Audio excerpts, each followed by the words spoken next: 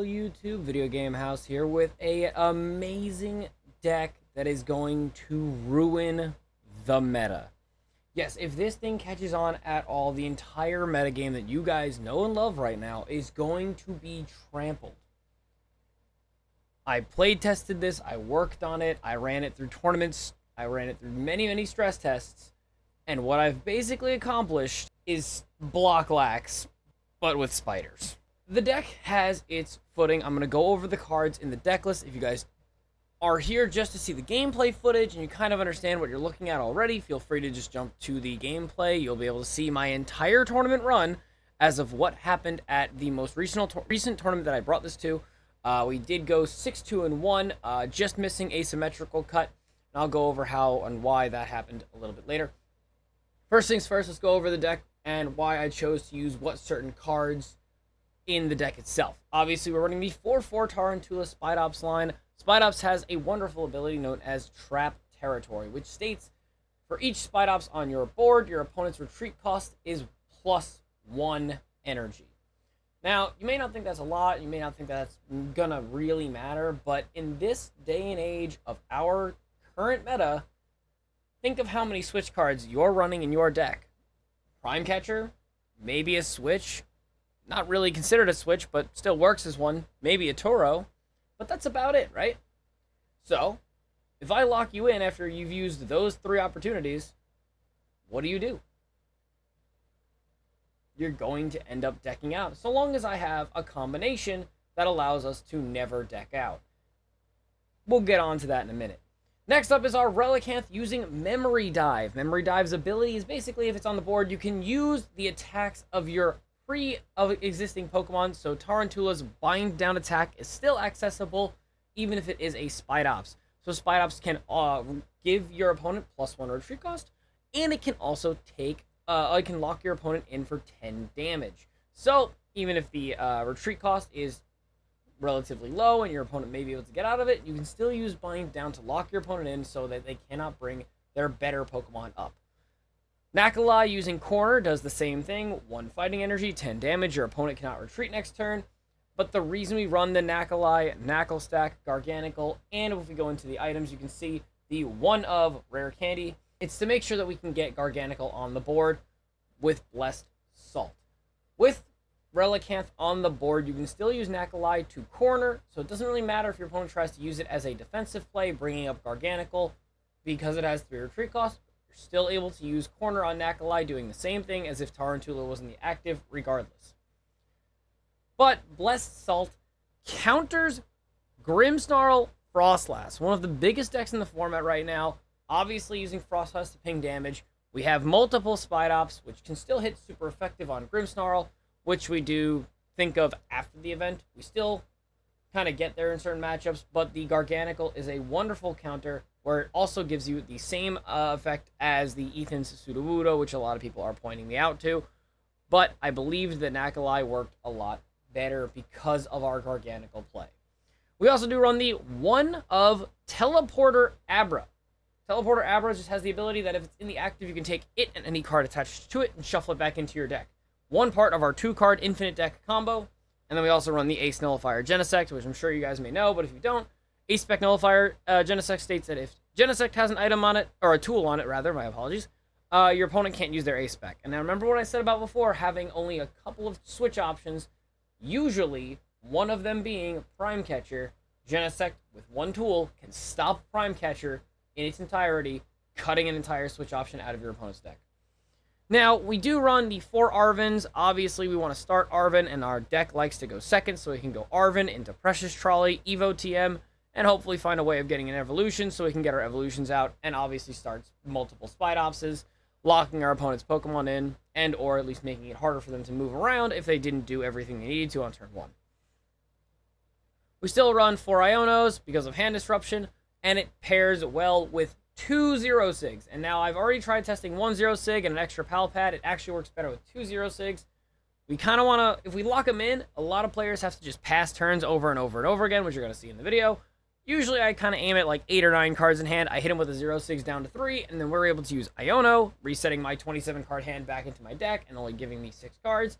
My opponent going from 3 cards, and if they haven't taken any prizes, to more cards, or obviously making them have to figure out what they have to do while also resetting my deck. So, and obviously Xerosics, you know, they mill a bunch of cards, and then you set yourself up again. You can do Xerosics again. You can use Pal Pad to bring it all back. Works really, really well. A 1 of Judge, a 1 of Morty's Conviction, and a 1 of Ruffian. The Judge and the Morty's Conviction, they can be subbed out if you guys want to try and make some changes to the deck. 100% agree, you could totally do it. The Judge is kind of like there, but it never really put in too much work. But I wanted to have an extra card in there, and then it worked really well. And then Morty's Conviction is discard 1, draw 5. And we do have a lot of cards we can burn in here once things get set up. So Morty's Conviction, also pretty helpful. We go to our 1-tool Artazon. Realistically, I want to say it's obviously really good for us because we want to set up all of our Pokemon anyway. But the Artazon, if our opponents doesn't think about it, they could use Artazon, put a bench card, and that might just help us with our win condition. We play 3 Accompanying Flute. Accompanying Flute can be run as a 1 of if you're playing on ladder or a best of 1 matchup where your opponent doesn't know what their deck is. Mainly just due to the factor of they don't know what you're playing. They might try and play their normal turn 1, and then suddenly they'll make a mistake. But the 3 of is more so for best 2 out of 3, or for a longer, more drawn out, or open decklist format tournament like this tournament was. It makes it so that way my opponent can't just play around only playing like 1 attacker and then playing that 1 card. We can still hit multiple Accompanying Flutes and hopefully hit more than, 1 Pokemon out of their deck.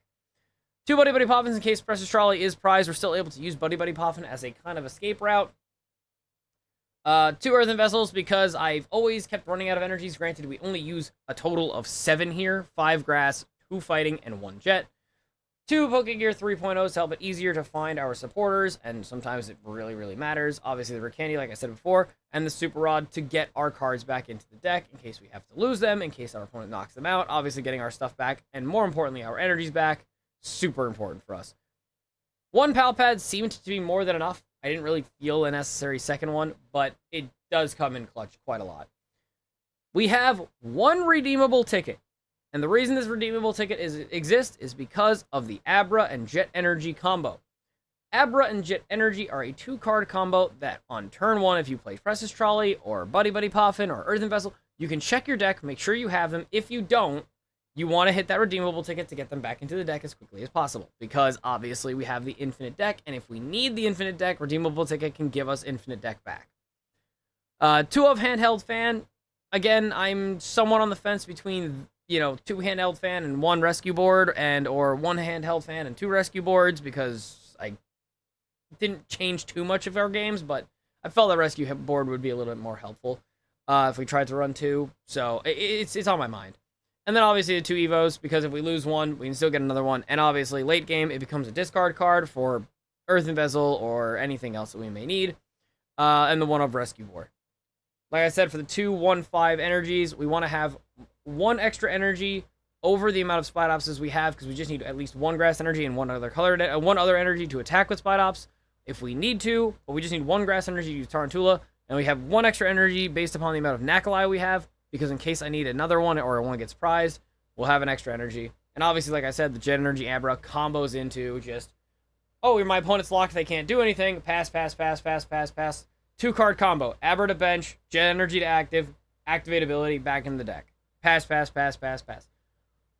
A funny joke that I wanted to try and get in on this video, but I was unable to, is activating an auto clicker and just leaving it on the end turn button and then just going no hands. Unfortunately, I was in a tournament and I was too afraid to try it, but I thought it would be funny to do it because you really don't have to do anything, and a lot of opponents sometimes try and force the play just because, even if they don't have it out.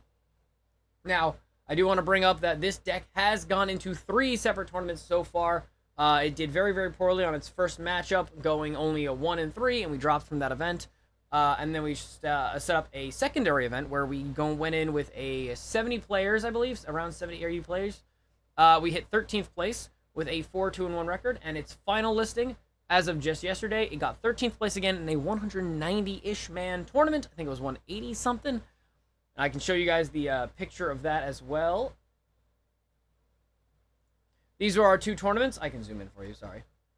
These were our 2 tournaments that we went into. The Redacted Ditto number 3, which is our 6-2-1 record, landing us 13th of 181, and our Redacted second chance event, landing us 13th of 79. The deck has just got better and better as things went on. Somehow it landed the same place, but whatever. The deck is very good. Both of those ties could have been avoidable. Both of them are technically wins. We locked our opponent out, but we ran out of time in the match, and that's why it forced the tie. But since both matches were open, well, sorry, the second one was open deck list, but we checked the deck list in the first match after the tournament was over, and we already knew that he had no other outs. So in our 2 tournaments, those ties were wins. In my mind, I want to say I got a 7-2 and a 5-2 record with this deck. If I played faster, I would have probably gotten those things. It's just that the timer ran out. We're going to get into the gameplay footage now. So this is our actual tournament run where we actually ran 6-2-1 in Destined Ditto number 3.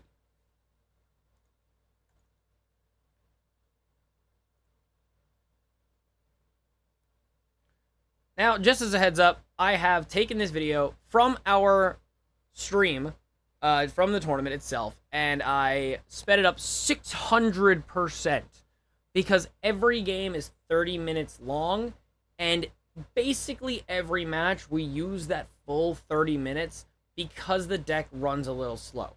Just wanted to let that disclaimer go, so let's get into the gameplay and rock it. Like I said, this is the stream, so you will see me in the background moving around like crazy, so ignore background me.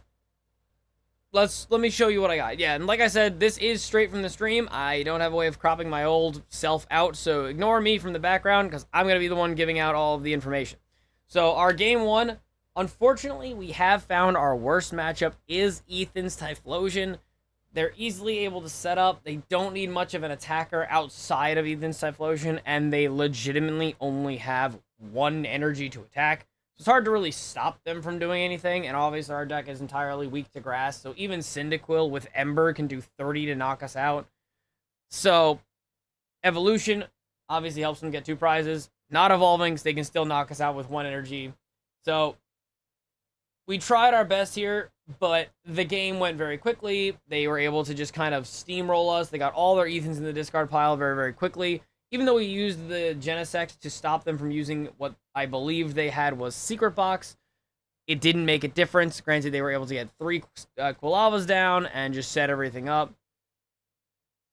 And we, as you guys can see from my hand and the board state, kind of found nothing.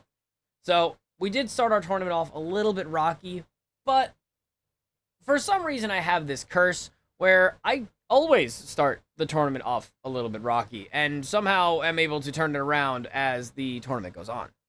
But I still wanted to show you guys, you know, there is positives and there are negatives. I'm not just going to skip over what I did, you know. This is the matchup. They kind of just steamroll you. It may be a 10% victory where you are able, if you get a good opener and they put up the Drag Cloak because it's a, you know, search card or draw engine, sure, you might be able to outplay it, but it's realistically very, very hard to outplay Typhlosion. Our second matchup, we start up with our Nacli with Corner. Got to remember that it does still lock in for 10 damage. Up against Cynthia's Garchomp, which, unfortunately, this is like the absolute worst matchup for Cynthia's Garchomp. Because Cynthia's Garchomp's 1 energy attack says you may draw until you have 6 cards in your hand. But not really. How do I say this?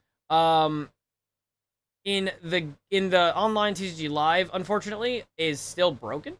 So it's not draw until you may draw until you have 6. It always draws until you have 6. So it is kind of annoying.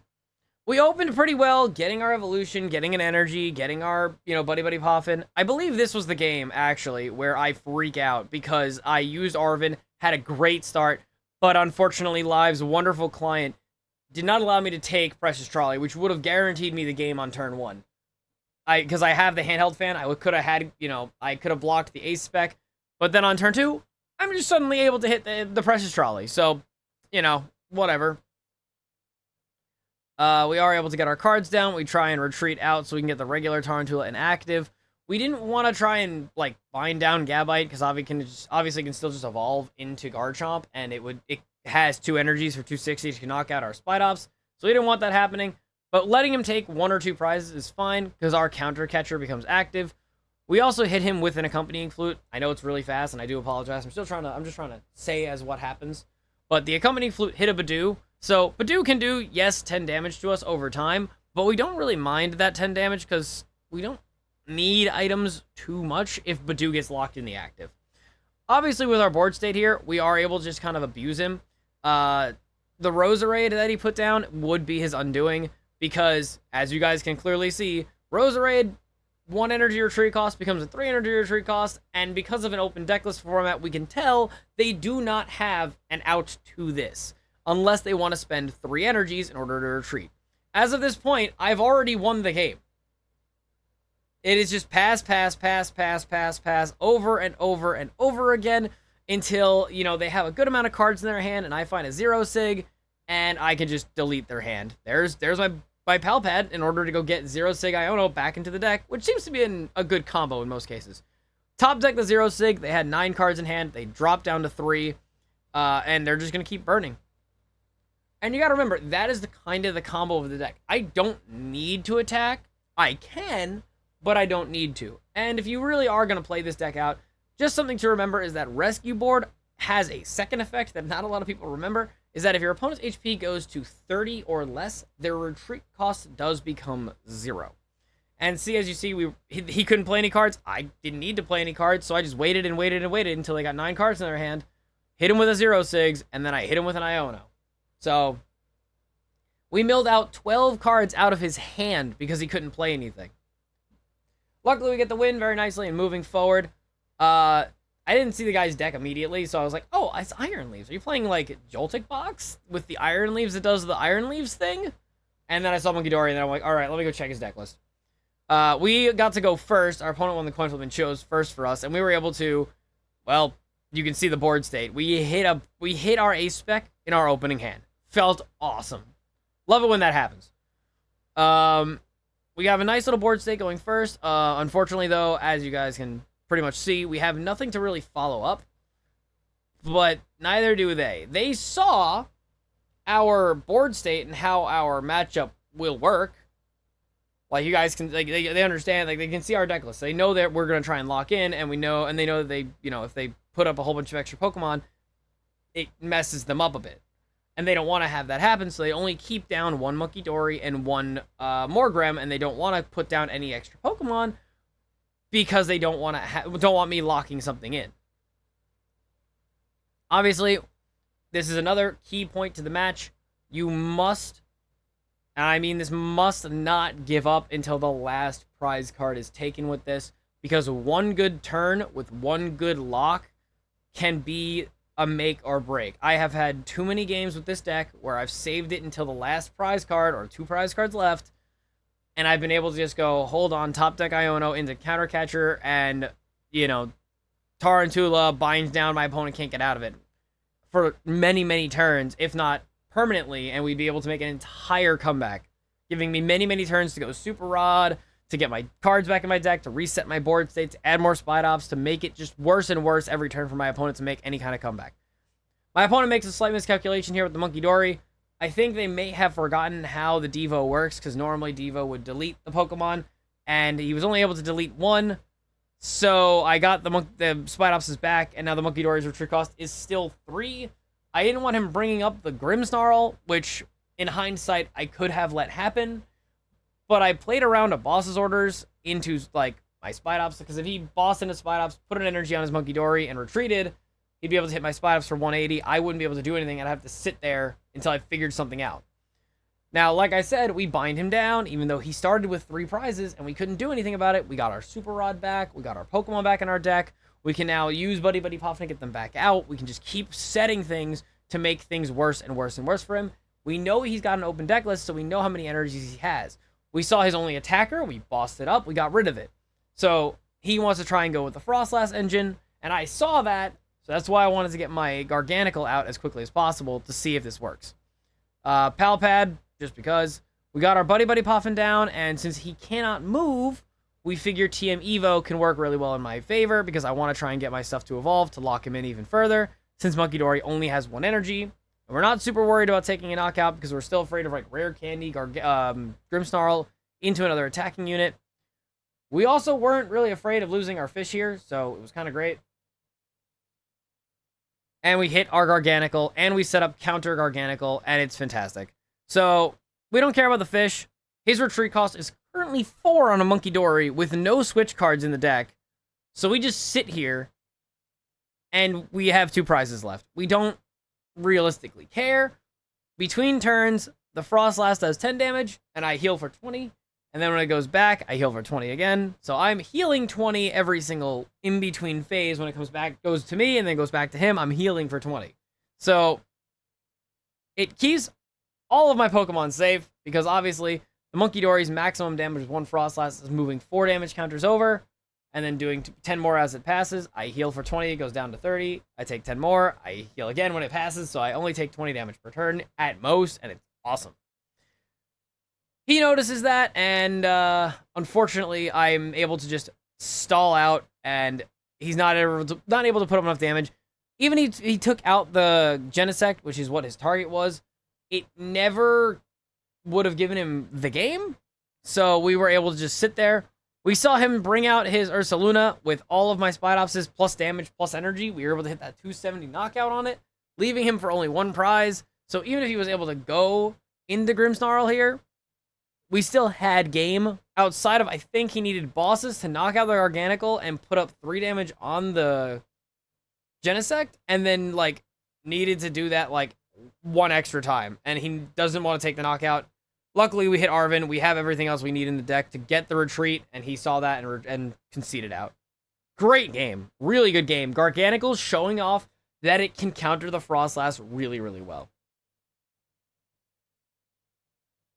All right, so we're into our next game. This actually was really heartbreaking because this was against one of our friends of the stream. This is Rocker. Rocker CR9, another really good player. He is a fan of the new Blaziken EX list, and I think his deck is fantastic. Unfortunately, super heartbreaking. He opens the Shaman, and we're able to get a +3 retreat cost on the Shaman on turn 1.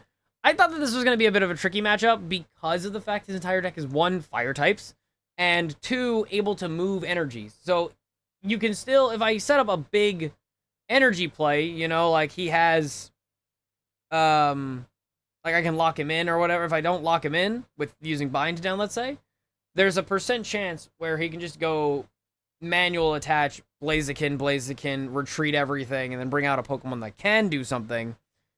And I was definitely fearful of that, but I played around most of it. Luckily, that Shaman was so helpful for this entire match. As you see, he tried to put 2 energies on it, and we just left it there, so he's -2 energies. We, of course, like I said, is open Decklist, so we know exactly how many energies he had, and how many psychic energies specifically he had, which was only 1.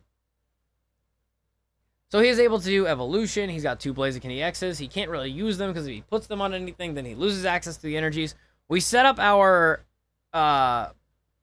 special little tool right there, so if the Munkidori wants to hit me, there's a % chance where I'm able to just take the psychic energy and get rid of it. So we do exactly that. He was trying to flip through his deck because he did have a jamming tower and he wanted to use it. Spidops being confused, not great. So we didn't want to bank on that confusion. So we were like looking for ways to get access to not having to deal with that. We choose not to make a 50% chance attack where it could have just been a problem. So we just try looking for more and more things that we can work with. Getting more Tarountula, checking our deck for cards, setting up the Tarountula. And as you can see, this is why we run 5 Grass Energies, because now we have 1 on every single one of the Spidops, or Tarountula or Spidopses. And so if I use any other energy, any of them can attack. And we still have 2 fighting and a Jet Energy in order to do that, so we do have options. We didn't want to deal with the confusion, so we just retreat out, and the other Spidops still has the Handheld Fan. So if the Munkidori tries to attack, which obviously, as you can see, the Shaman now has the Psychic Energy, the 1 Psychic Energy in his deck, we're safe. We're safe from Munkidori attacking, we're safe from taking too much damage, because we're only be able to take 10 damage per turn. And we have our full board state. We don't play anything unless we absolutely have to. That's the bigger condition. That was a weird turn where my opponent, I don't think, read Nacli. And he just saw the 3 energy retreat cost and went, oh, if he does that, he won't be able to lock me in. And that's not what happened, because then it just made it better for me, because now I do 0 damage to the Munkidori, and he's locked in. It was great. Perfectly fine. And this, I think, was the board locked state where he had nothing left. He's down to 7 cards in his deck. I am low on cards, so I throw my, Iono, and as soon as it showed that I have more cards in my deck than him, he conceded out. So we're up against TCG David 2333. Starting up Tarountula, always fun. Getting a 2 extra prizes, great. I think, was this the Charizard guy? No, this is the Goldango guy. This is Goldango with Dragapult. The Goldango was like a 4/4, and he had like a 2/2/1 Dragapult EX line in his deck. So putting down the second Dreepy was not great. I didn't want to see his Dreepy leave the active because he has a Grass Energy on it, because I know he's going to spend the energy to retreat it. So I bind it down for 10.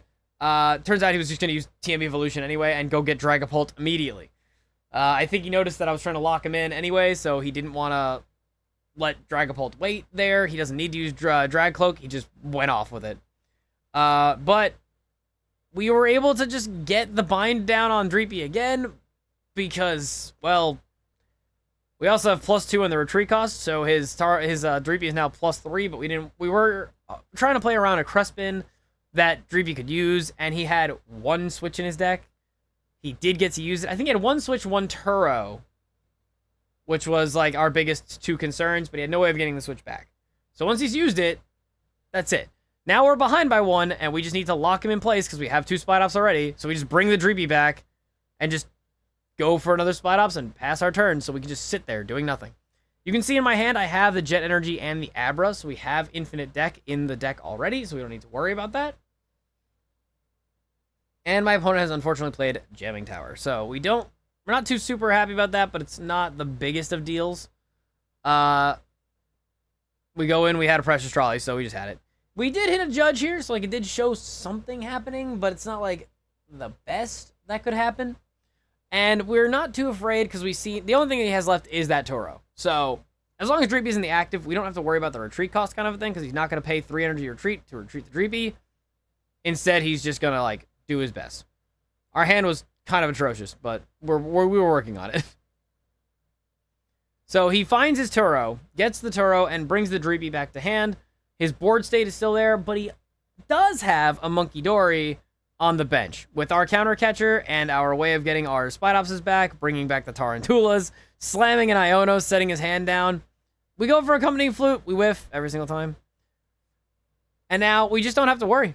He has no Devos, no switches, no Turos, and I don't believe he has anything left in the deck, and he just draws a whole bunch with the Goldangos, and so we just gotta lock him down. His retreat cost is currently 4, by the way, for that Munkidori, and without a switch card, obviously, pretty good for me. He uses the Energy Search Pro, so we never needed to worry about it with Genesect, so it was great that I didn't even need it. Yep. So he can move damage counters. I was never worried about the damage counters being moved. If I was able to get the Spidops out of the active and bring in Nacli, I'd be doing 0 damage on the Munkidori, which Munkidori, Latias, and Mew EX are all huge in the format. Obviously, some more than others. Mew is a little less seen, but Munkidori is in, like, every single deck. So if your opponent puts down a Munkidori expecting him to move damage, it's like, cool, move damage every turn, 10 points. What are you going to do? I'm going to move 10 damage 26 turns in a row to take out your Spidops. No, you're not. So don't worry about the 10 damage you're going to be doing to them. Their Munkidori is going to be doing nothing except being a punching bag for 10 damage. Or if you can get the Nacli into the active, it can be a punching bag for 0 damage, where it just gets locked in the active. And it's fantastic. Mew also has a resistance to fighting, and so does Latias. Latias being the absolute best thing you can see, because it's 21 turns of using Bind Down for 10, or it is infinite auto lock, because most people playing Latias only play Latias as a switch card and not to attack. So they don't have the psychic energies. They don't have options. They just get locked in, and then you now have an infinite punching bag where it's not moving. And it's fantastic. Like I said, I made Snorlax stall, but a million times worse. Because before, there were cards that say negate your opponent's ability. Before, a lot of people were playing switch cards in order to counter block clacks. Before, people were playing Turo in order to get around it as well, but now people aren't really running those switch cards anymore. They're running Latias.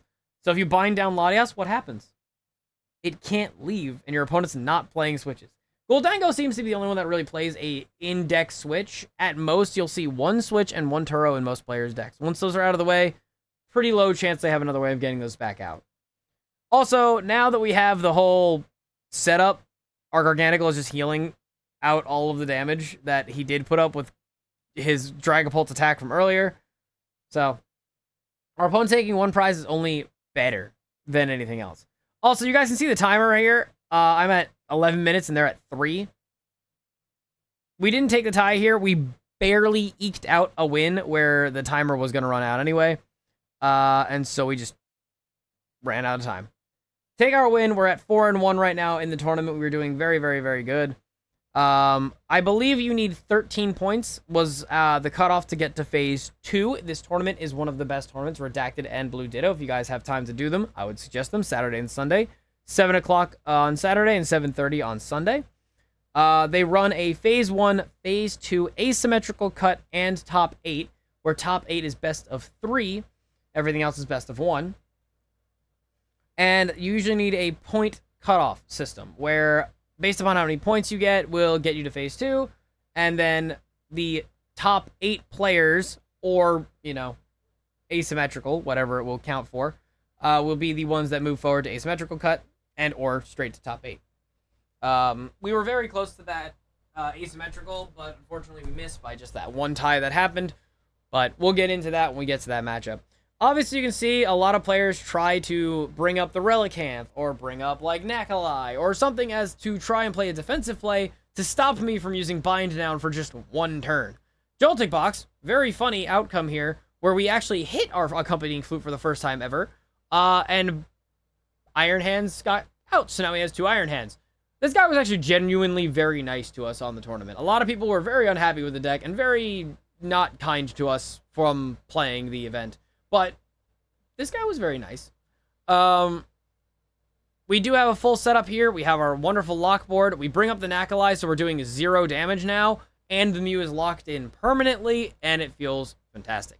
In our hand, we have Jet Energy. My opponent has 0 hand disruption in this matchup. They ran 4 Crespin, 4 bosses, and 4 Professor's Research, I think. And it was a very unique version of the list where it was like very energy eccentric to go very fast, but we know they had 5 Lightning, 5 Grass, and 1 Psychic, 1 Metal. Since their board state got full, they would never be able to get the Pikachu down.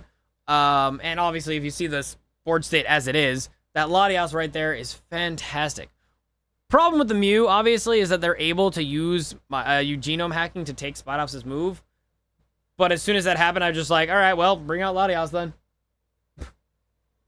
I'd rather just do the 10 damage. Latias won't be able to attack because they only had 1 Psychic Energy in the entirety of the deck.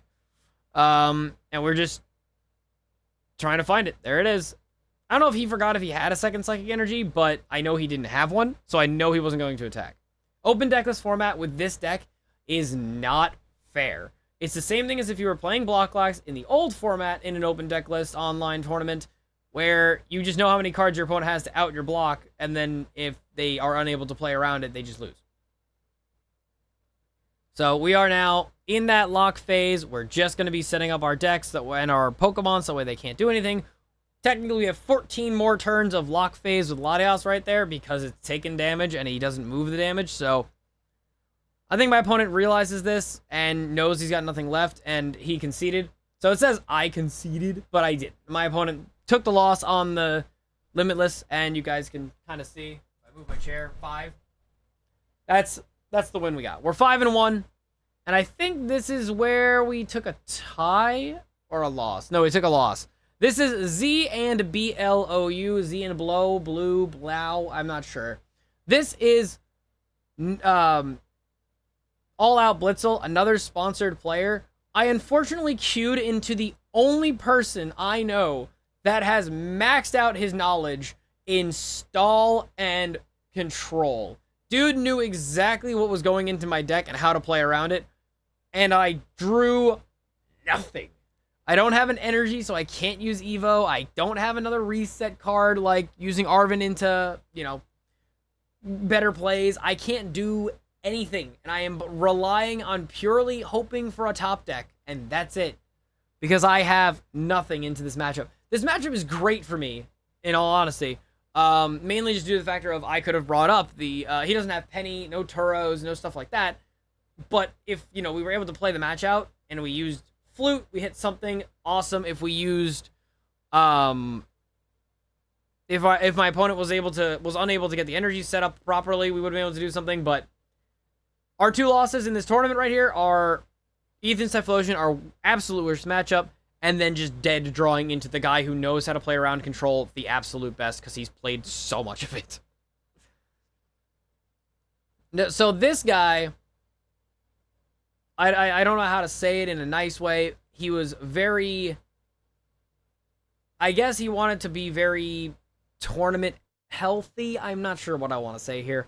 But this guy played us in the event, and then I showed him that I had everything in this matchup.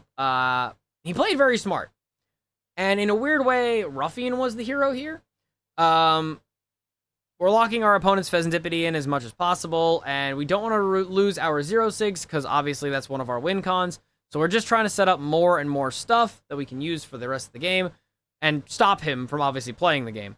Since we know how many Spidops we have, we go Precious Trolley, we want to set up all of our cards, go Evo, go this, and now suddenly I have 3 Spidops, and the retreat cost for his Pheasantipity is currently 4. So he went for the Luminous here to attack my with Pheasantipity, and that sucks. Pidgeot here gets locked in. Obviously, I think he had 1 Toro, and I believe the Pidgeot just searches for it, because he can search any card out of his deck. But it doesn't make it harder for him, because he's already used Rare Candies, so if he wanted to go into Pidgeot again, it'd be bad. And I knew that this was kind of an awkward play. His energy count was 5 Fire, 1 Dark, 1 Lumen. He was able to get the Toro, so he leaves only 2 Pokemon on the board. What I realistically should have done in this instance was actively boss up and just blast through the Charizard as soon as I was able to. Like right here, you know, hard retreat, boss up, knock out the Charizard. But I went on the offensive, but I wanted to keep my counter catchers active, and I should have stayed on the offensive as much as I possibly could. We hit a Chi-Yu with our Flute, which saves us as well, because obviously he has the energy count that he needs to work on certain things. We lock in that the Chi-Yu, which, again, 4 energy retreat cost feels awesome for us and not him, because he's pissed. And my opponent just, you know, he's got 2 fire energies there, 1 on the board, so we're only missing 2. So what is he going to do? Go Charizard, put 2 energies on a Chi-Yu? I mean, okay, but then where are you going to go with the rest of your play? We are working on, like, defensively setting ourselves up, and, well, I wasn't going to knock out Chi-Yu. I have no reason to lock it in place with Bind Down, because it's just doing 10 damage. Sorry, I couldn't, because the fish is dead. We did finally hit our Super Rod. We got our fish back, so we can use Bind Down if needed. And then Ruffian gets rid of the Luminous Energy, which was absolutely amazing. So, all 5 Fire Energy are on the board, and his 1 Dark Energy is on the board. So, as soon as Pheasantipity came up, it's a 4-cost retreat. They don't have Turo. They don't have options. And we know that. So, it just comes down to, all I have to do is pass every turn, right? He has a lot more cards in his deck, so I actually have to get Xerosics down. But I can do nothing, and I'd still win. So, I have to, my combo now is find Xerosics, mill my opponent's hand a whole bunch of cards, use a second Xerosics, use Pal Pad, get Xerosics back, use a third Xerosics. And obviously, we know what his deck is, we know where his energies are, we know he can't get them back, we know he can't get out of the active, so he's dead to rights. I don't think I ever move, I think I moved my chair, so I will be able to see how many cards left I have in my deck at some point, but not right now. But we used Xerosig, we can see we have the other Xerosig straight up in our hand right over there, so we just kind of, and this is where I show him, I have Abra and Jet Energy, so I now have infinite deck. And I was able to show him that I have infinite deck. Unfortunately, our timer was running out, and he starts to slow play. As you can see here, he's just drawing, looking at his hand, waiting 10 seconds, and passing. And it doesn't look like that because of the speed up, but if you look at the timer over there, Jesus Christ, hard to reverse check it out. But if you check the timer up here, you can see that the timer is going down by like 10 seconds every turn, and then my timer is going down 2 seconds because I'm just draw passing. He can't do anything. That was another 10 seconds. I did call in a judge, and the judge did, you know, try and push the other player to go faster, because obviously we both knew that he was just going to play for timer at this point. But I have already showed my opponent Xerosic, and then I used a Pal Pad to put that Xerosic and an Iono back into my hand, into my deck. So I know, and he knows that I can just Xerosic, and he can't play any cards, so he's just going to end up losing those things. But instead of taking the loss and taking a gentleman's loss, because he should have lost that match, there's no way he was able to win it, and it's guaranteed that I would have won in time, he forces the tie. And this tie here, unfortunately, locks us away from getting into asymmetrical and possibly going all the way into top 8, because our opponent decided to be a little rude. But that's okay. You know, it happens. If I played faster, if I, you know, just threw more cards to the board, hit the end turn button only, didn't do anything fancy, whatever I was doing, you know, whatever in the game, I could have just passed every turn, so. And unfortunately, there was one more round, and our last round opponent just didn't show up. So that's how we ended up getting 6-2 and 1. If we didn't get that tie in that last round, there would have been a different final round opponent that may have shown up, but I feel like this deck, outside of Ethan's Typhlosion, has a pretty good shot at winning in most matchups. Tell me what you guys think of the deck. Tell me what you guys might do to make it a little bit different. Maybe try taking it to your locals. Maybe try making the deck blow up on ladder and ruin everyone's day. Trust me when I tell you, the deck can play into any meta deck and do incredibly well. Tell me what you guys think about the deck. I'll see you guys in the next video. Good night.